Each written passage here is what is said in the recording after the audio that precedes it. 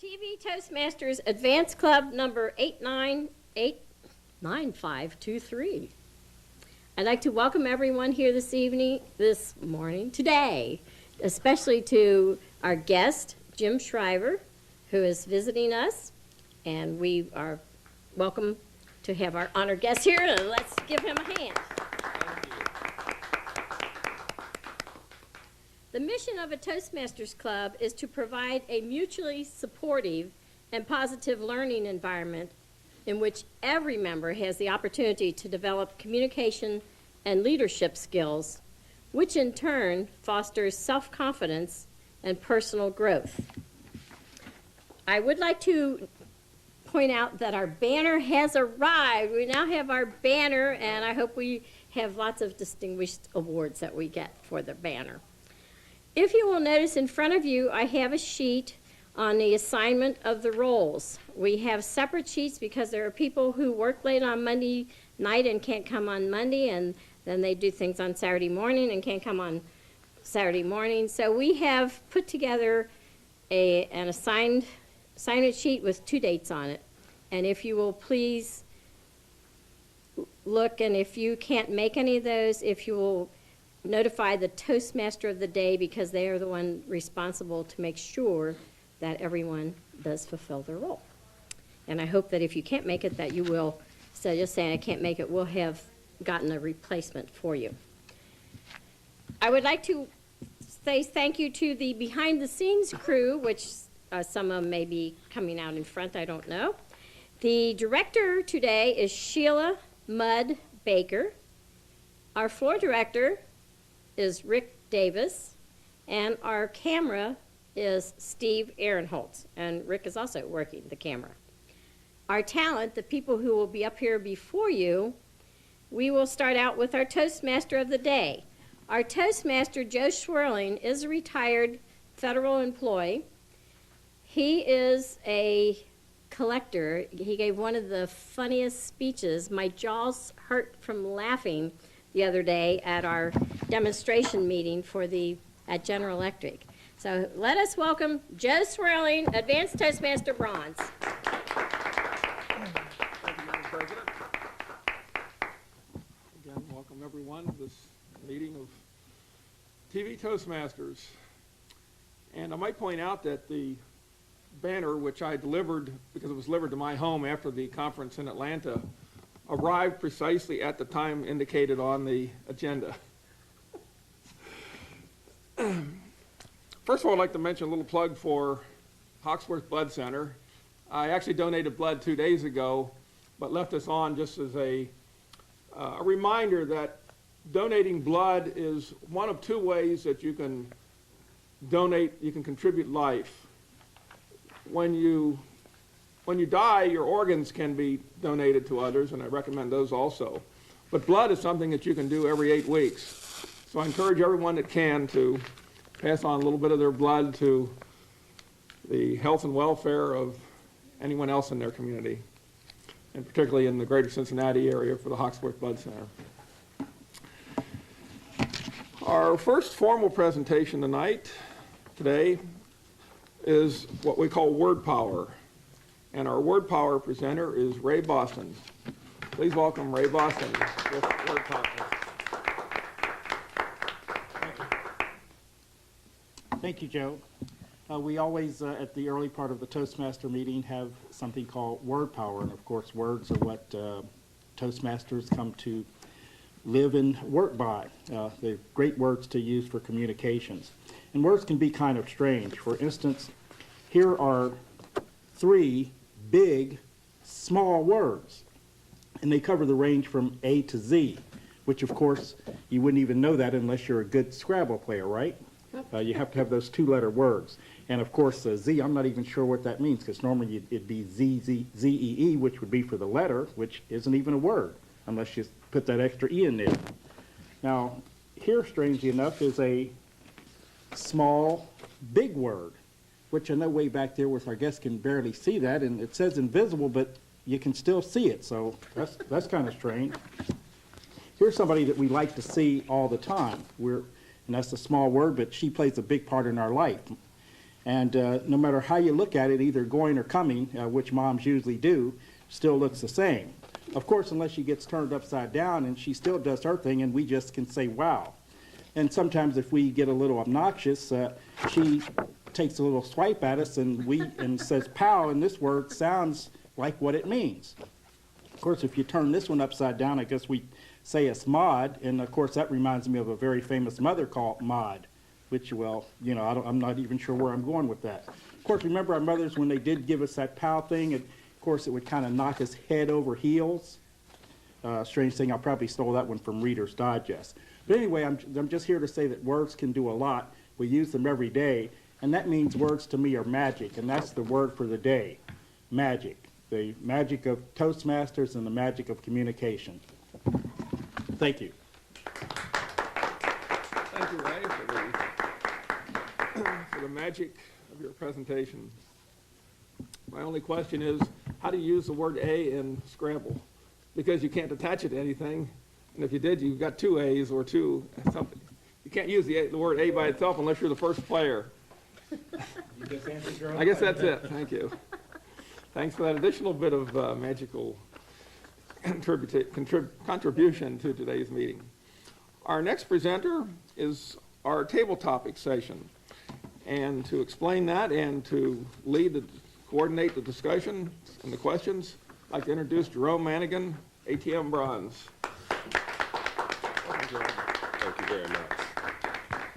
Tabletopics is an opportunity for people to stand before you and offer comments about topics that have been developed by the person who is functioning as the table topics master. Today, that is me. I have 5 questions that I will be putting to selected members of this fine organization. They are invited to speak on those topics for 1 to 2 minutes. There is a 30-second grace period, so you might speak from 1.5 minutes to 2.5 minutes. All of the topics today are topical, contemporary, discussed most everywhere on a daily basis. They certainly are topics that have had great exposure via print media, broadcast media. And at some level, I would think that all of us have given some thought to the topics that will be presented today. A writer to the editor of the Cincinnati Enquirer lamented the fact that Carol Moseley Braun, quote, gets very little chance to speak and that few of the questions are directed to her, end quote. Nellie, please explain to us who Carol Moseley Braun is and tell us if you agree with the letter writer's assertion that, quote, given equal opportunity to speak, we might find out she has something valuable to say. Nellie Bourne. Thank you, Jerome. Yes, I have noticed that in the Democratic debates. And the few times that she has had an opportunity to speak, what she said was, I was surprised how knowledgeable she really is. She was an ambassador. She was a senator, the first black woman elected to the Senate, I believe. And she is knowledgeable. Actually, when I listened to her, she made more in sense than some of the other candidates. Shh, I'm not supposed to say that, am I? But I was really surprised, and if she were elected president, which probably she won't be, it takes so much money in a campaign, but if she were, I believe she could do the job. Not the best candidate, mine's General Clark, but if she isn't elected, she would be good at least in a cabinet position, or suppose she could be an ambassador. But she doesn't get a lot of opportunity. It seems the front runner gets all the time, and the others get whatever time they can get. I have noticed that. And the front runner We already know how he believes. So why not give more time to the people that aren't in the front and let it see what their positions are? Thank you, Nellie. Derek Z. Jackson, a columnist for the Boston Globe, reported on a survey conducted by the Pew Research Center for the People and the Press, which alleges that America is polarized. Steve, from your perspective, do you agree or disagree that as America becomes more diverse, it is also becoming more polarized? Steve Ehrenhaus.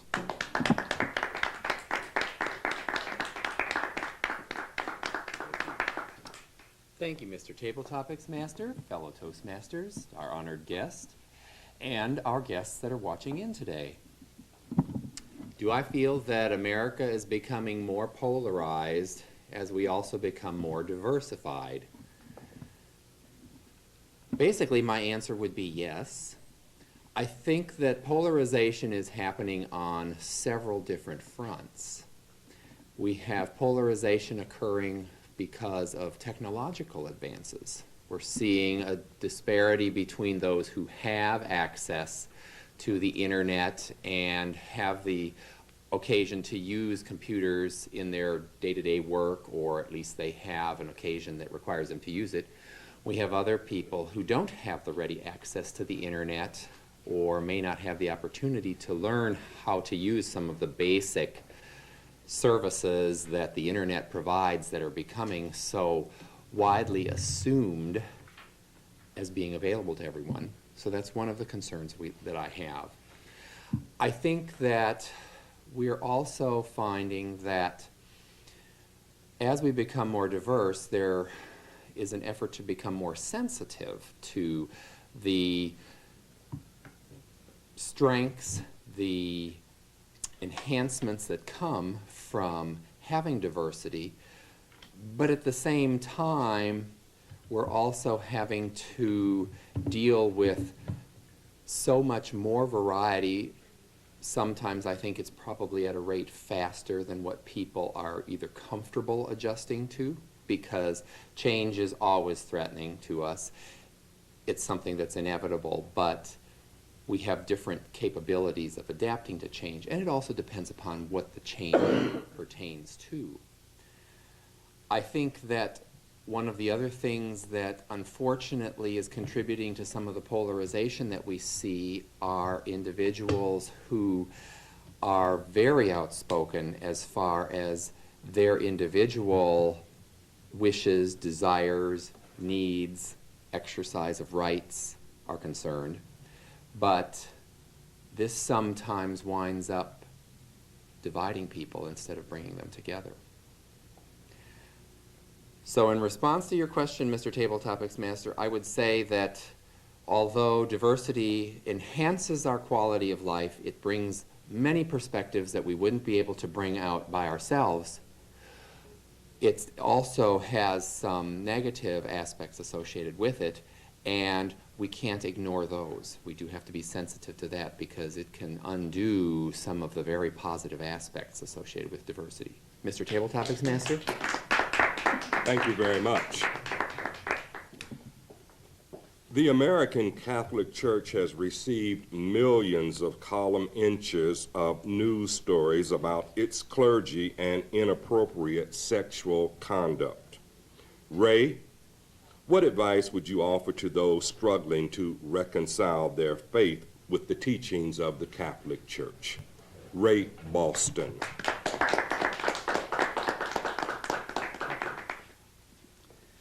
First of all, Mr. Manigan, I want to commend you for giving us such wonderful, diverse topics to discuss.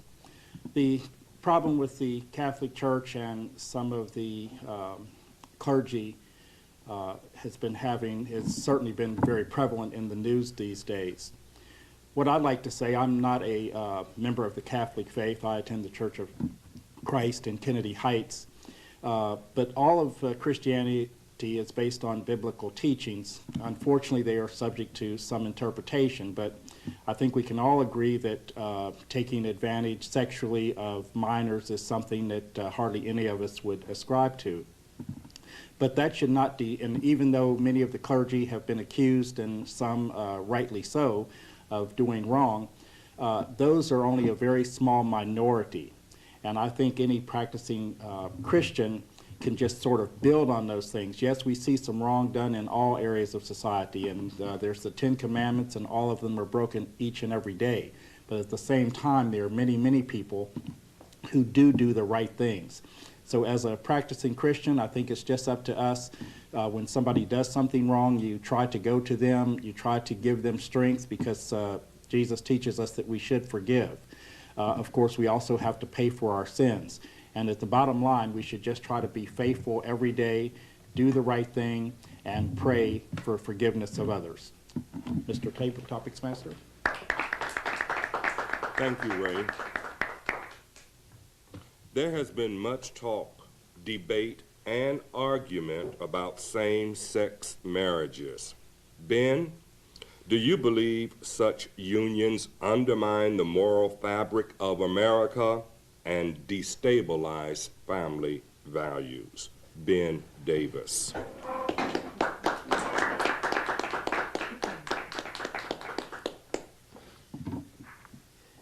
Just pass me those easy questions, Jerome. Do I believe that such unions destabilize family values and undercut basically the underpinnings of a moral society? I have to say that my answer on that is a resounding no. Most people wouldn't expect that of me. I'm a fairly conservative guy. But I'm a great believer in the good old American principle of live and let live.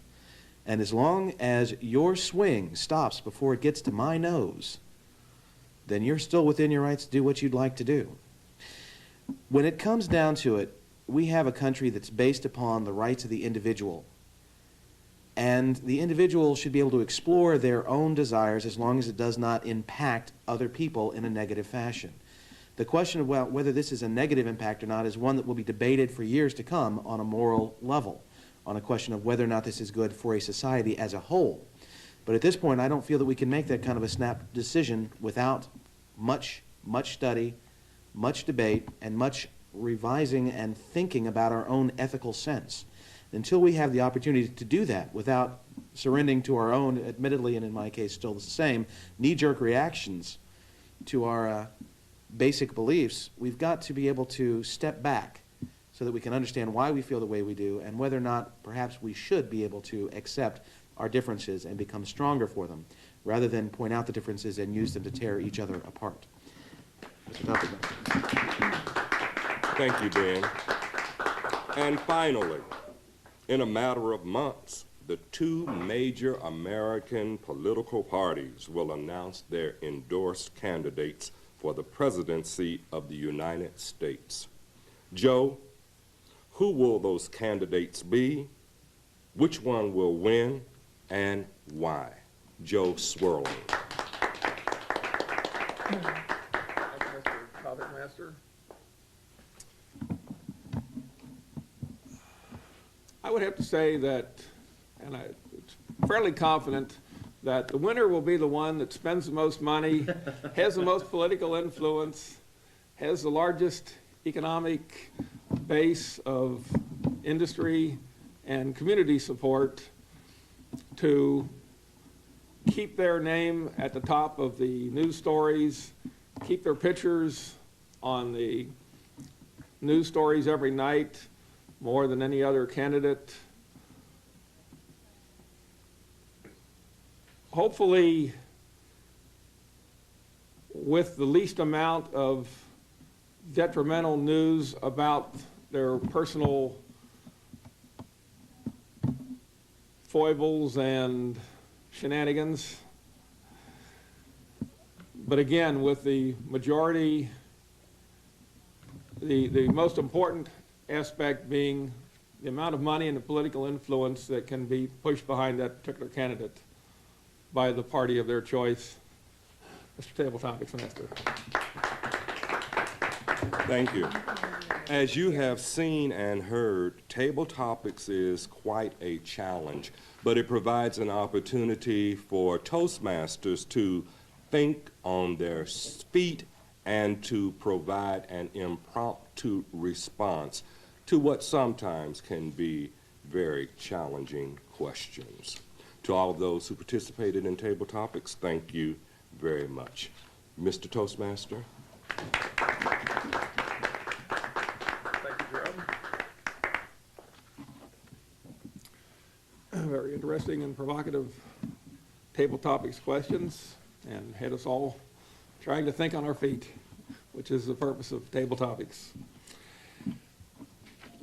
Next, we will have our first prepared speech. It's an educational presentation by Kormelink, and you have an evaluator that will be announcing. Okay. President Carol Kormelink will be presenting one of the better speaker presentations by Toastmasters called Take the Terror Out of a Talk. Take the Terror Out of a Talk, Carol Kormelink. Take the terror out of a talk. Are you one of those people that say, I would rather die than give a speech in front of anyone? I was at a meeting the other night, and the lady said she would rather have a root canal than get up and speak in front of people. And so her husband said, well, to be an advanced Toastmaster Gold, I have given 40 speeches. She said, that's 40 root canals I'd rather have. Well, I'm going to tell you how to take the terror out of a talk, and you may be surprised to know that most speakers, if they have stage fright. It's common to all speakers, no matter how experienced or inexperienced that you are. If you're concerned about your performance, you're going to be a little nervous. But if you know how to use that nervousness, it can help you. It will sharpen your mind and will really help you give a dynamic speech. So what are some of the things to learn? I have to change my background here. Okay. There are 3 ways that you can reduce nervousness. You can reduce it through experience. Do you remember how nervous you were way back in high school when you were waiting for that date? You were afraid to ask, or you were afraid you wouldn't be asked. Remember how nervous you were? And after you did it, you had the experience. Then it became very easy. You might have 2 or 3 girls on the string at one time, or 2 or 3 boyfriends on the string at one time. So it became a lot easier through experience. And one of the things in Toastmasters is we help you. We don't say that you'll get rid of your butterflies, but we teach them to fly in formation to have them work for you. The second thing is the mental rehearsal. Otis Williams, who wanted to be the international champion of the world, he pictured himself. 6 months before he was at the international convention, he bought a suit that he could visualize himself in the suit raising the trophy over his head that when he won as the best speaker in the world. So he visualized and he experienced. Now you say, oh, I just know they're waiting for me to goof up. Well, my friends that work at Dr. Haney's orthodontist office and watch me on TV, I know they're not saying, boy, I hope Carol goofs up. They want me to do a good job. And so if you realize you have something important to say, and people do want to hear what you have to say, you would be surprised how many brilliant ideas have been lost because people are afraid to speak in public. So the other thing that you can do to help keep your butterflies in formation is relaxation techniques. Now, depending if you're in front of people, you're not going to be standing there and doing little shoulder arm exercises to help release on it. But when you have all that adrenaline flowing, that makes you sharp, that helps you and to control that. So you can either do some shoulder shrugs, which you might be able to do those right where you're sitting and no one would notice. You can also drop your head and circle it around and help relax, and take some deep breaths. Now, if you're sitting there and you put your hand on your chest and your hand on your abdomen and take a deep breath, which one moves? Most of us are shallow breathers, but when we breathe from the diaphragm and the stomach grows out to let all that air in, and then we exhale and flatten our stomach, and that will help us to relax so that we aren't very nervous when we get up to give a speech.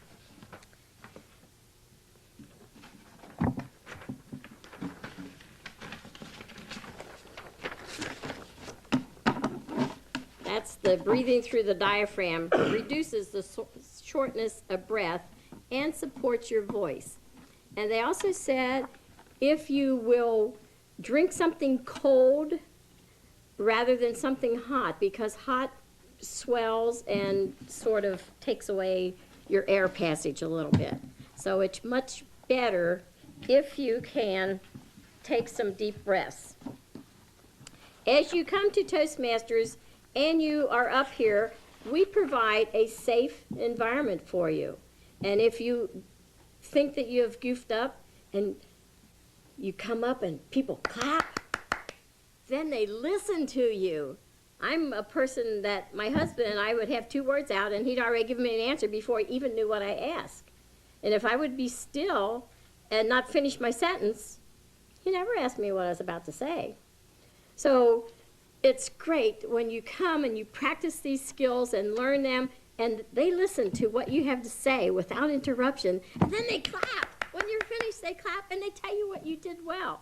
So those are some of the great things that you can do to take the terror out of a speech, so that when you get up before the public, instead of saying you'd rather die than give a speech, you can go, I'm glad I came to Toastmasters because I'd rather be up here giving a eulogy than over there be in the casket.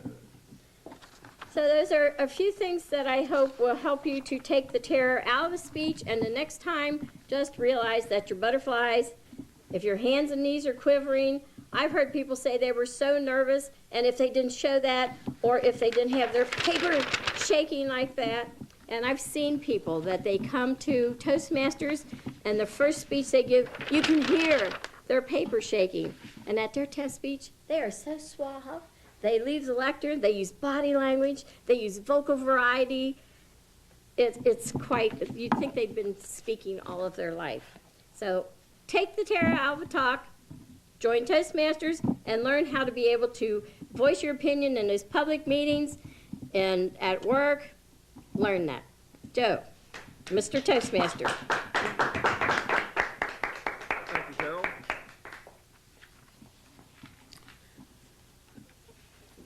Besides the assigned evaluator for each presentation, we also frequently have forms such as this. It's an individual evaluation form where each member in attendance has the opportunity to write notes on how they saw the person, how they heard the person, how they reacted to the presentation, offer any personal suggestions on, because we're a mutual support group, so the more feedback we can get and give, we all benefit. Our next presenter is Nellie Bowen. Her evaluator is Steve Aaronholtz. So please welcome Nellie Bowen with Murder in the First.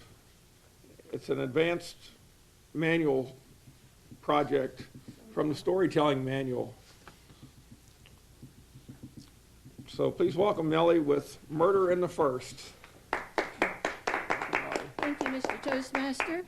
Fellow Toastmasters, my special guest, Judge James Shriver, and members of our viewing audience. I was seated at my desk at the Claremont Courier working one morning when I sensed someone standing behind me. When I looked up, Tom Fortney, the editor, said, "Don't you think you'd better be going over to the courthouse? Trial starts at 9:30. My mouth flew open. I couldn't believe what he was saying. The trial was one of the biggest stories in decades. You don't want me to do that, do you? Dovey Dean, a woman from Owensville, accused of first-degree murder, was going on trial for her life. She was alleged to have killed her husband of 5 months, Hawkins Dean, by giving him zip rat poison 7 times. Yes, you are going to do it. We'll be depending on you. This is an important story, and a lot is riding on it. I was 18 years old and had only been working at the Clear-Eyed Courier for a short time. I remembered how I had dreamed all my life of becoming a newspaper reporter. I had always loved language, the sounds, rhythms, and emotions of language. Life is based on words. Words can soothe. They can inflame, begin friendships, ruin marriages, start wars, bring peace, and determine life or death. I was 10 years old when my first poem was published in the local paper, and my teacher asked me to start writing for the high school paper. I was a poet and columnist for the school papers until I graduated from high school. Just before I graduated, I submitted a serialized fiction story to the Clear-Eyed Courier, an old-time weekly at Batavia. I was shocked when they not only published it, but offered me a job as well. I was finally a full-fledged, press card-carrying newspaper reporter. Dreams do come true. Tom Fortney, the editor, was a good-looking Marine Reserve officer with the most writing ability of anyone I have ever met. He taught me to write straight news stories, headlines, interview for human interest stories, sell advertising, and proofread copy. On a weekly paper, you have to learn to do everything. I loved it. But now I was terrified. I had never been in a courtroom in my life, and my legal knowledge was zero. How could I ever do this? In the courtroom, reporters representing newspapers, radio stations, and national crime magazines were seated near the front of the room. Whew. I felt completely out of my league. Common Pleas Judge Harry Britton was escorted into the courtroom, and trial was underway. Prosecutor Ray Bradford told the jury that Hawkins Dean signed his death warrant when he signed his will. He drew up a will on April the 12th, the day before he married Mrs. Dean, leaving her his entire estate.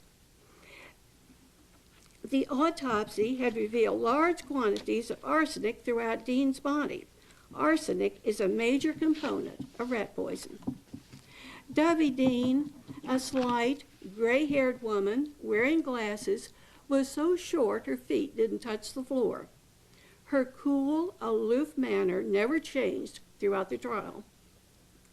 On September the 11th, Mrs. Dean had been taken to London State Prison Farm for 3 lie detector tests. After being there all day, she was taken back to Batavia and questioned all night long. When the interrogators told her, "We know either you or your son is guilty. Which one is it?" Mrs. Dean said, "I know my son didn't kill him, and I know I didn't. But if it's between the two of us, I'll take the rap." She then confessed to giving Dean poison several times just to make him sick because he repulsed her. She then gave it to him 2 more times, increasing the amount and killing him. When the case was presented to the jury, they deliberated only 40 minutes before returning a verdict of guilty of murder in the 1st degree without recommendation of mercy. It was hard to see her in the courtroom for several days and then hear her sentenced to death. The death penalty meant the electric chair. Mrs. Dean's attorneys filed an appeal listing 8 errors as a basis for a new trial. The appeal was denied. On January the 15th, 1954, Mrs. Dean became the second woman in the history of Ohio to die in the electric chair. She was 52 years old. I remember that morning and how nervous I was at work. I was going to the Ohio State Penitentiary for the execution that evening. I would be the only woman there as a witness and the youngest. I did not want to go. But when you start a story, you finish it. That is a cardinal rule of journalism. At the last minute, Ed Cannell, the Batavia chief of police, talked with Tom Fortney about it. Tom, you shouldn't do this. It's too much for her to go through. It's hard for anybody, but it's no place for a 19-year-old girl. Tom answered, but Ed, it's not my story. I'll go, Tom. I'll tell you all about it. Thank God in heaven I didn't have to go. But my reprieve wasn't total. The next morning, Ed Cannell came in and sat down on the corner of my desk. My God, Tom, I've been in law enforcement all my life, and I thought I'd puke my guts out. When they turn the current on, burning flesh pops and crackles like bacon frying. And the smell, the hideous smell, the odor of singed hair is sickening. I've smelled the sweet, nauseating stench of death before, but nothing like this. As God is my judge, I will never be for the death penalty again. Neither would any human being who witnessed it. Going to my car, I had to cross a railroad track near the penitentiary. I was so dazed I was almost hit by a train. How has all of this affected me? It has stayed with me all my life. Well, we no longer use the electric chair.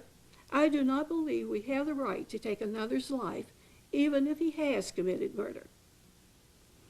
There is always the possibility of error, no matter how strong the evidence. Imprisonment without the possibility of parole would be punishment enough.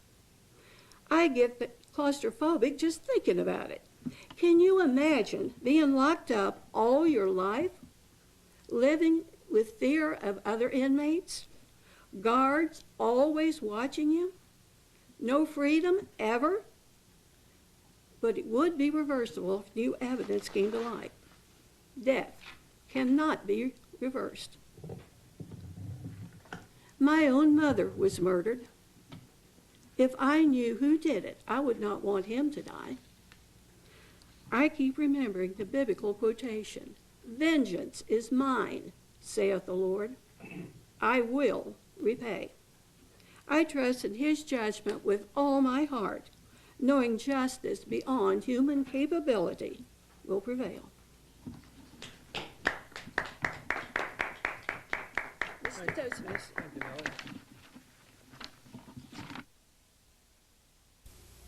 I'd like to begin tonight with a little joke. This guy, he's a farmer, and he says, "Hey, hello, sorry." But seriously, folks, speaking in public is no joke. Doctor says, chicken says, For help, call Toastmasters, the public speaking support group. the chicken.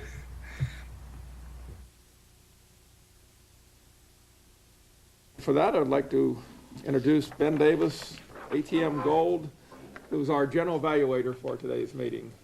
Welcome, Ben. Thank you, Joe, and hello to all of our Toastmasters as well as our viewing audience. It's been a while since I've been back, but I'm glad to be here again. Thank you. As Joe has so ably alluded, the purpose of an evaluation is to help the speaker grow. The purpose of the general evaluator is to help the evaluators grow and to help the other roles of the meeting get a little helpful feedback to help them improve in their roles as well. At this point, I'll be calling upon the evaluator for Nellie, and that is Steve Ehrenholz. Steve, are you prepared? Ladies and gentlemen, Steve Ehrenholz.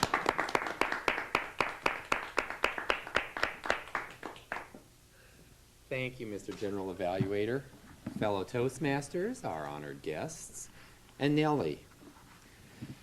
Your presentation was speech number 2 out of the Advanced Storytelling Manual, Let's Get Personal. Your objectives were to learn the elements of a good story, to create and tell an original story based on personal experience. I must say, you certainly picked an experience that drew one's attention in fairly quickly when you started your story.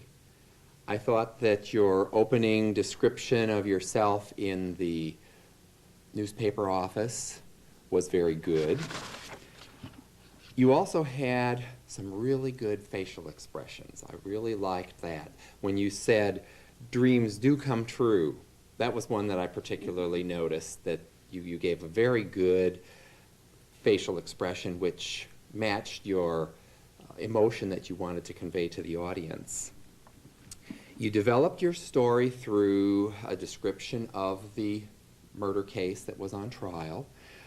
You provided a good description of Dovey Dean, as far as her stature, how she looked.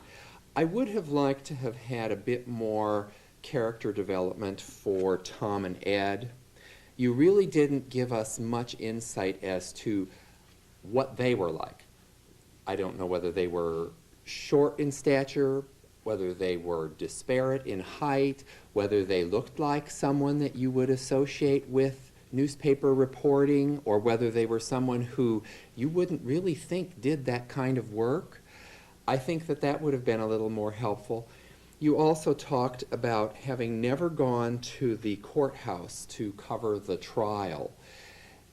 I thought it would have been helpful to share with us a little bit more about what intimidated you going there, what some of the feelings were that you experienced. You gave us a very strong indication that you didn't want to go, and we certainly got that when it came time to go and witness the execution. But I think it would have been nice to give us a little bit more to help us frame a mental picture. You used dialogue to help develop your characters, although I think you had an excellent opportunity to use more vocal variety. With especially Tom and Ed talking to each other, you had a real good opportunity to make some differences as far as vocal variety. You also could have used a little more in gestures and body movement, where you're having one individual talk, and then you could move so that you have the other person, and then in our mind's eye, we're seeing these two with this exchange of information. You provided a very graphic description of the execution itself and the impact that that had on you. I think that we got a good perspective on the impact it has had on your life. The self-disclosure of your own history as far as your mother's death was also something that brought sort of a climax to where you're coming from in this presentation and your change in the perspective on the death penalty. Overall, I enjoyed your speech very much, and other than that, I would like to see a little bit more in gestures and vocal variety. I look forward to your next presentation, Nellie.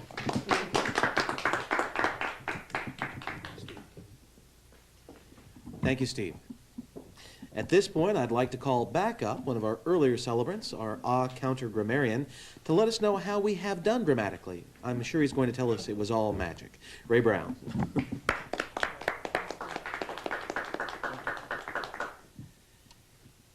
One of the advantages of being in a advanced Toastmaster situation is the speakers are very good, and I think we can all attest to that. There's a lot of situations when you're doing a speech where you're trying to think of the next thing you're going to say, and you really take a long pause, or you typically, as I do, say, what am I going to say next? I didn't have much to do today because there were virtually no ahs, except probably the ones that I wasn't able to listen to when I myself was presenting. There was a little magic, since we talked about magic. This gentleman, Ben, turned me from Ray Boston into Ray Brown. But magically we can clear those up, and again, that's the thing that we like to do in Toastmasters, keep everybody informed and on the same page. And we always do it with a great spirit. As far as, and there was another but that's just for demonstration purposes only, just to keep everybody on their toes. The grammar was also very good. The only thing that I caught that was interesting to me was Joe, when he first started on his table topic, as he responded to Jerome's compelling question. His first sentence was like 30 words long before he even paused for breath, but it was still effective in communicating. So with that, we had a very good speeches today with no big ahs and pregnant pauses, and the grammar was very good.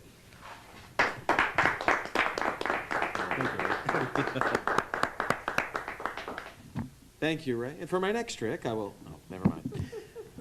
Again, the main role of the general evaluator is to evaluate the evaluator, to let them know how they had done and to provide a little helpful feedback. So I would like to speak about Steve's evaluation of Nellie. I felt Steve did an exceptional job today, and the reasoning behind that really is this. Nellie was speaking from the storytelling manual. It's exactly what it sounds like. It's an advanced speaking manual based on the ability to tell an effective story. If you'd noticed, Steve's evaluation revolved not necessarily around the fundamentals of speaking, her posture, her word choice, a little bit of vocal variety, yes, but everything that he gave was based around how could this be a better story. More compelling words, better visual pictures, more character development. Everything that he provided was, in fact, geared toward making it a better story for you to tell, and I think that was something that really did need to be pointed out. Well done to Steve today. My job is to also evaluate the rest of the components of the meeting, and I'll be glad to do so. I'd like to start off with our table topics today. Jerome Manigan. Jerome, and I know you've heard this said at least once or twice, my goodness, you have one heck of an effective presence. You have a commanding presence at the lectern, sir, and it certainly does give you a great deal of authority, especially when asking the weighty kind of questions you gave us today. Not everyone is willing to go that route. Some people are not as brave as Jerome is, but Jerome, I think you did a fantastic job as the Tabletopics master. One or two quick comments for you regarding the question, maybe some suggestions. The question that you asked Nellie was beginning as a knowledge-based question. Who is Carol Moseley Brown?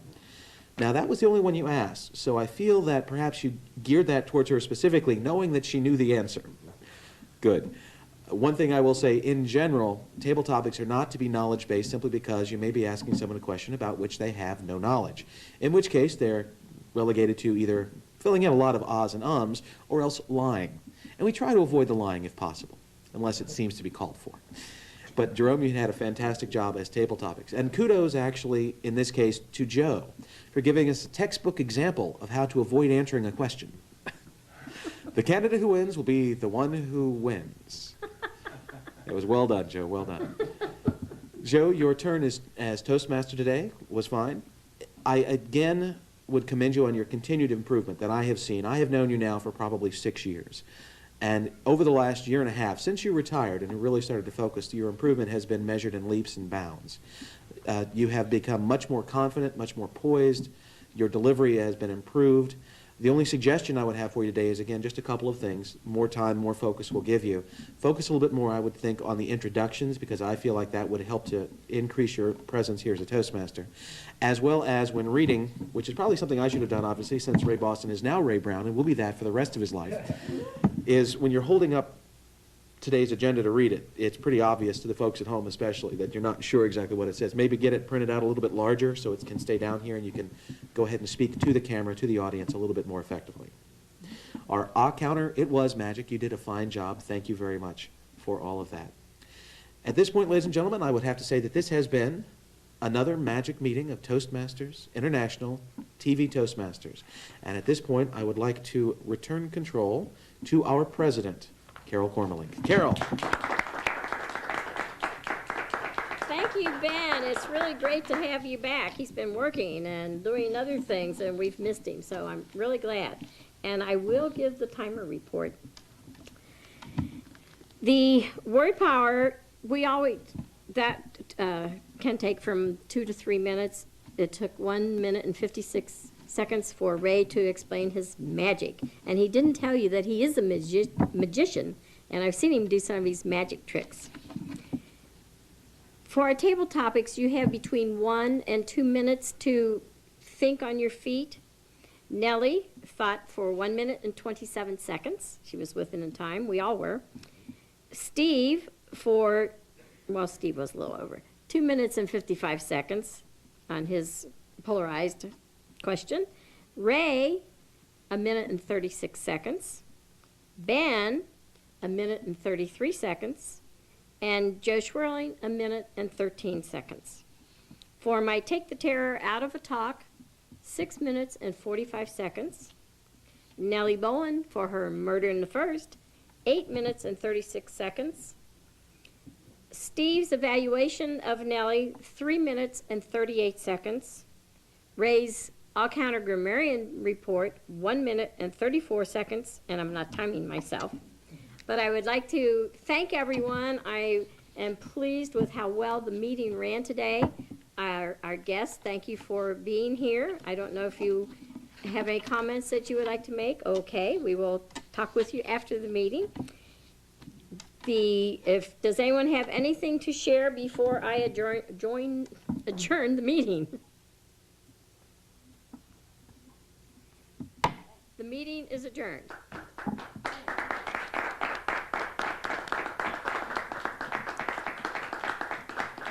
And now that